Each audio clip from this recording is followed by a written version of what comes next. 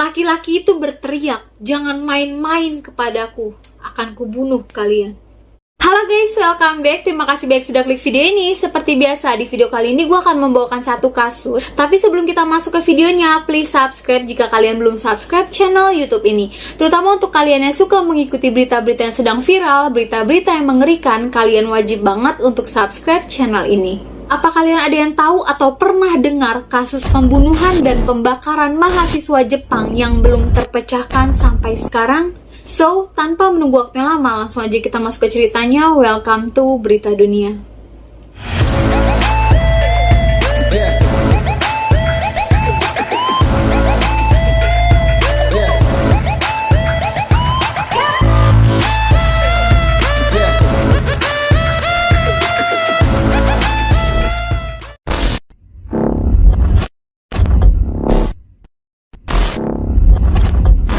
Kasus pembakaran dan pembunuhan wanita Jepang bernama Kobayashi Junko, salah satu mahasiswa Sophia University, disebut sebagai salah satu dari 3 kasus besar yang belum terpecahkan yang terjadi pada tahun 1989 sampai dengan tahun 2019.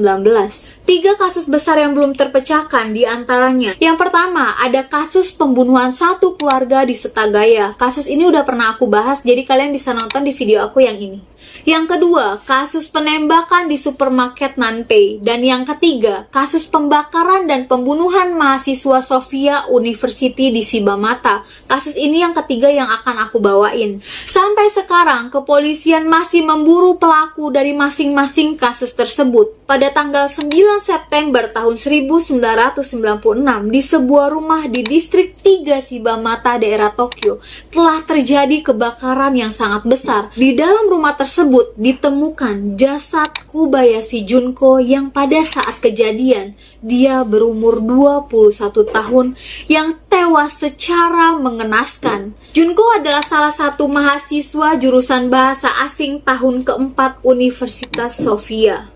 Junko yang pandai dalam berbahasa Inggris memiliki mimpi menjadi seorang jurnalis. Anaknya sangat periang, disukai banyak orang, cantik dan sangat berbakat. Untuk menggapai mimpinya menjadi seorang jurnalis, Junko berencana untuk belajar ke luar negeri di Seattle, USA.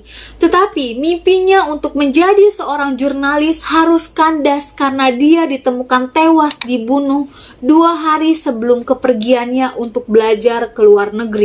10 hari sebelum kejadian, teman-teman Junko mengadakan pesta perpisahan untuk Junko sebelum dia pergi ke luar negeri. Waktu yang sangat menyenangkan dilalui mereka bersama-sama, sampai waktunya pulang sudah sangat larut malam. Ketika Junko sedang berjalan di jalan malam menuju stasiun terdekat untuk pulang ke rumahnya, ada seorang pria misterius yang mengikutinya dari belakang. Junko mencoba untuk berbelok ke jalan lain, tetapi pria tersebut terus saja mengikutinya.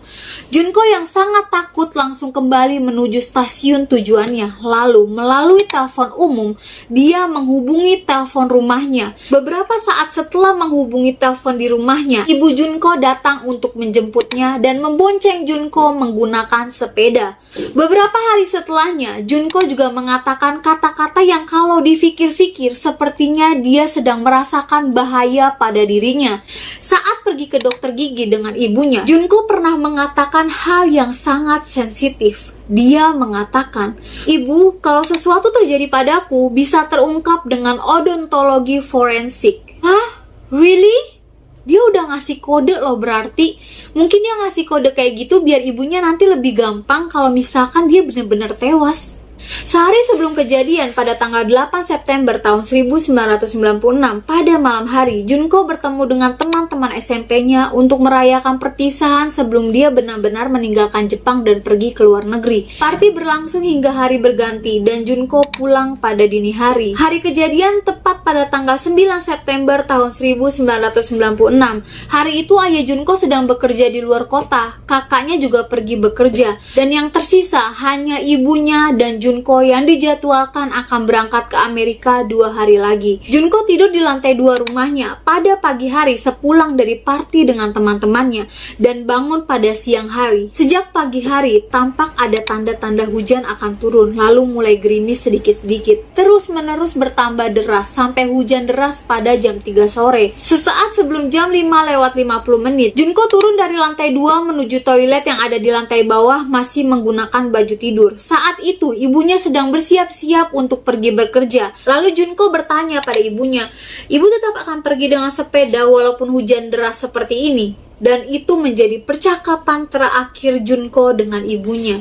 Lalu pada jam 15:50 menit ibunya pergi untuk bekerja. Saat itu ibunya tidak mengunci rumah dengan alasan di rumah ada Junko dan kakak Junko sebentar lagi akan pulang dari bekerja. Sekitar jam 4:15 menit seorang tetangga melewati rumah Junko, tetapi belum ada api dan belum terdengar suara perkelahian dari rumah Junko. Singkat cerita, tepat pada jam 4 sore lewat 35 menit terjadi kebakaran di rumah Junko dan tetangga langsung cepat-cepat menghubungi pemadam kebakaran. Api berhasil dipadamkan pada jam 6 sore. Seluruh rumah Junko terbakar habis. Bahkan tembok rumah tetangga yang berada di sisi kanan dan berada di sisi kiri rumah Junko ikut terbakar habis, guys. Saat itu Junko dilarikan ke rumah sakit dalam keadaan sudah meninggal dunia.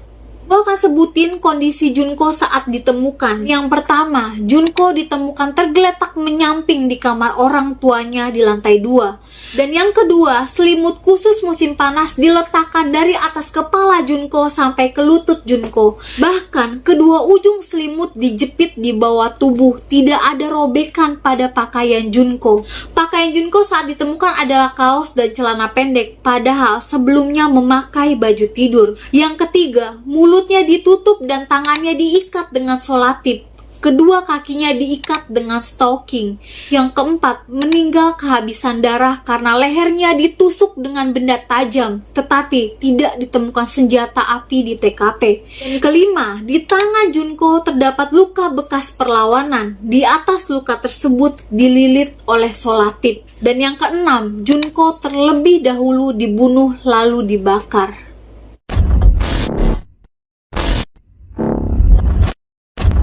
Pertama, slippers atau sendal yang biasa digunakan ayah Junko khusus untuk di lantai 1 ditemukan berada di lantai 2. Yang kedua, pelaku menggunakan korek api dan boot Sudan. Ketiga, dari kotak korek api tersebut ditemukan golongan darah A dan juga ditemukan DNA selain milik keluarga. Keempat, dari selimut yang menutupi Junko ditemukan darah yang diduga darah pelaku, cocok dengan yang ditemukan di korek api. Yang kelima, solatipnya berasal dari luar dan bukan milik keluarga Junko, dikarenakan ditemukan serpihan tanaman dan serpihan kayu. Bahkan bulu dari 3 jenis anjing yang berbeda, sedangkan keluarga Junko ini tidak pernah memelihara seekor anjing. Yang keenam, karena kebakaran yang cukup parah, tidak bisa ditemukan sidik jari atau jejak kaki pelaku. Petunjuk yang tersisa hanya solatip dan DNA yang tertinggal di korek api tersebut. Dan yang ketujuh, pintu rumah ditemukan dalam keadaan terkunci. Kasus yang belum terpecahkan sampai sekarang ini menciptakan banyak spekulasi dan teori yang beredar di masyarakat tentang siapa pelakunya.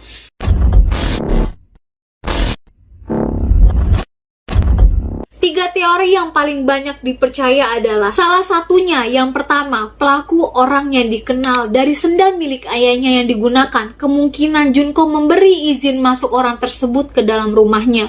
Faktor yang lainnya juga adalah selimut yang menutupi bagian atas tubuh Junko. Beberapa kasus ciri-ciri kejahatan di Jepang, pelaku menutup wajah korban. Sebagian besar pelakunya adalah orang yang dikenal, mungkin karena memiliki perasaan bersalah. Waktunya yang tepat yaitu 2 hari sebelum Junko pergi ke luar negeri.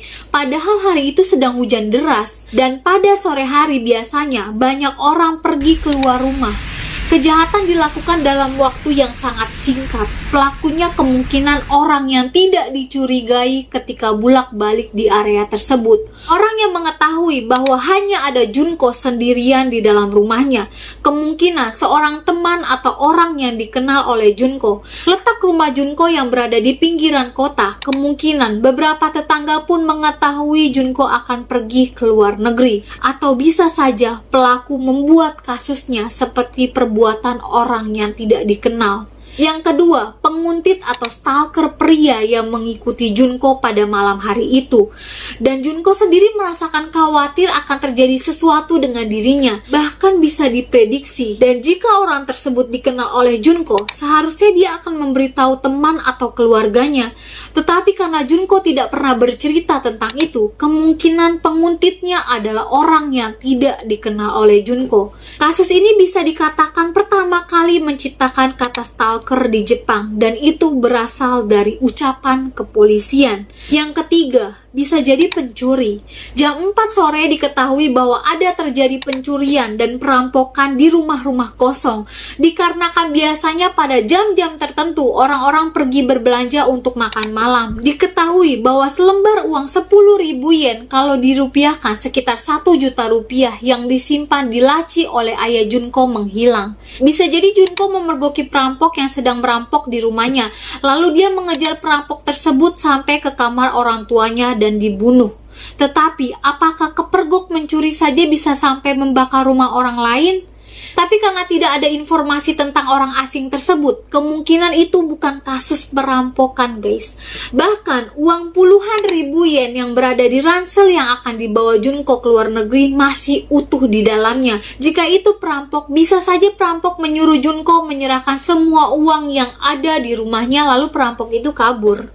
Dan banyak beredar informasi orang-orang misterius dari tetangganya Junko. Yang pertama, 3 hari sebelum kejadian, pada sore hari, pria yang berumur 40 tahun melakukan tindakan tidak biasa, yaitu menerobos masuk beberapa rumah di dekat rumah Junko, lalu kabur ketika dikejar pemiliknya. Dia juga bermain-main dengan korek api di depan rumah orang. Yang kedua, 2 hari sebelum kejadian, pada sore hari, seorang pria mengendarai sepeda sambil menyanyikan lagu militer di dekat papan buletin di dekat rumah Junko. Laki-laki itu berteriak, "Jangan main-main kepadaku, akan kubunuh kalian." Yang ketiga, pada hari kejadian jam 1 siang, seorang pria berusia sekitar 40 tahun mengikuti seorang ibu rumah tangga yang tinggal di dekat rumah Junko dan bermain korek api sambil melakukan senam di depan rumah ibu rumah tangga tersebut. Beberapa jam sebelum kejadian, di stasiun Keisi Takasa, seorang pria menanyakan, "Di manakah distrik 3 Shibamata?" Rumah Junko terletak di distrik 3 Shibamata. Dan yang kelima, sesaat sebelum kejadian, seorang pria menatap rumah Junko dengan ciri-ciri berumur 35 tahun sampai dengan 40 tahun. Tinggi badannya sekitar 160 cm. Postur tubuh agak bungkuk, mengenakan jas hujan berwarna kuning kecoklatan dan celana panjang hitam. Dan yang keenam, sekitar jam 4 sore, pria parubaya berdiri dengan payung hitam di dekat lokasi kejadian.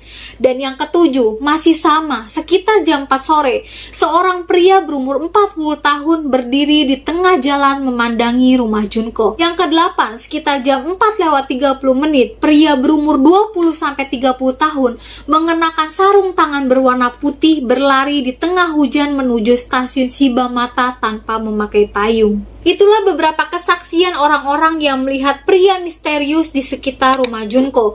Tetapi karena masih jarangnya CCTV pada saat itu, sulit untuk mengonfirmasi orang-orang yang disebutkan oleh saksi mata tersebut. Ini foto sketsa yang dipercaya oleh kepolisian adalah pelaku dari kasus ini. Ayah Junko masih terus-menerus meminta informasi yang mendukung penangkapan pelaku agar kasus ini tidak dilupakan begitu saja. Jadi menurut kalian dari kesaksian orang-orang tadi, kira-kira menurut kalian yang paling mendekati siapa pelakunya, guys, dan apa motifnya?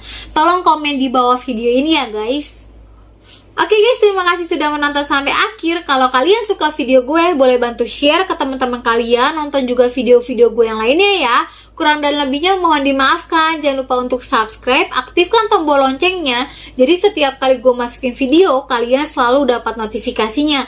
Bantu juga untuk komen dan share-nya ya. Thank you for watching. See you next video. Bye-bye.